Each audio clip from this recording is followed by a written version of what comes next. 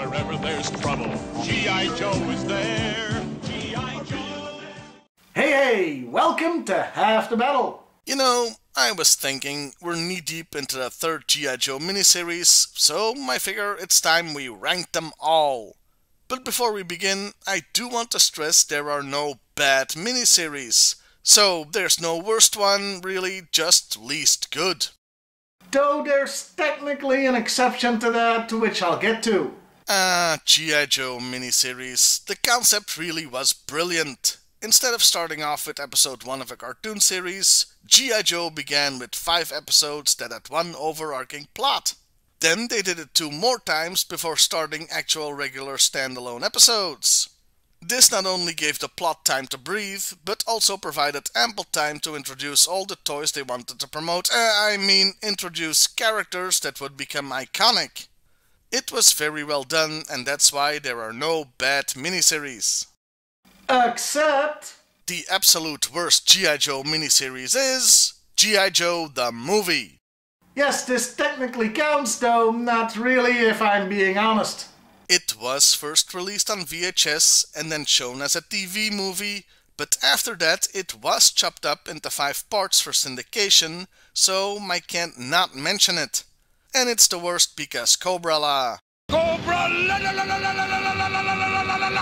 And because they chickened out on Duke's death. And Cobra-La. And Cobra Commander turned into a snake. And Cobra-La. You get my point yet? Cobra-La! Anyway, from this point on, there are no bad miniseries, okay? The following list goes from least awesome to most awesome. And in 5th place, The Mass Device. Okay, hold your booze and your angry comments until I've had my say. Yes, it was the series that began it all. And yes, it's iconic and has a good story. But it was clear that cartoon-wise, G.I. Joe was still trying to find its footing. Character models weren't final yet. Hi, CoverGirl. Cobra Commander didn't quite have the voice and personality yet that he became known for. And several characters were already on their way out of the toy line. It was good, but when you take your first steps, you're bound to fumble here and there. In 4th place, Operation Dragonfire. I present to you a paradox. The D cartoon was bad, Operation Dragonfire was good. Probably because it had a bigger budget than the rest of the series. The animation was still on par with Sunbow at that point, and the writing wasn't yet geared towards younger kids. Plus, the story was interesting, and we got Cobra Commander back, and seeing Scoop's character evolve was nice. In 3rd place, The Pyramid of Darkness. It was the 3rd G.I. Joe miniseries and also the 3rd best. The formula was well established at this point. Cobra builds a super weapon, the Joes have to stop it. Though here at least there's not just a problem of the Pyramid of Darkness, but also that of the killer space station.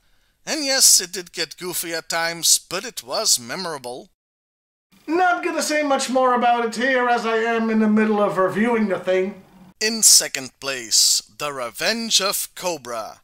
An improvement on the first in every way. Plus, it had the introduction of iconic characters like Storm Shadow and Zartan. Also, cool vehicles the first miniseries lacked, like the Rattler. Revenge was basically a remake of Mass with a different MacGuffin, but cooler. And in 1st place is Arise, Serpentor, Arise. Why is this number 1? Well, because they tried something different here, and it worked. Instead of a doomsday device like in all previous miniseries, and even in quite a few of the regular episodes, come to think of it, this time the plot revolved around finding, or creating rather, a better leader for Cobra. Something the Joes tried to stop because Cobra Commander being incompetent is one of their major strategic assets.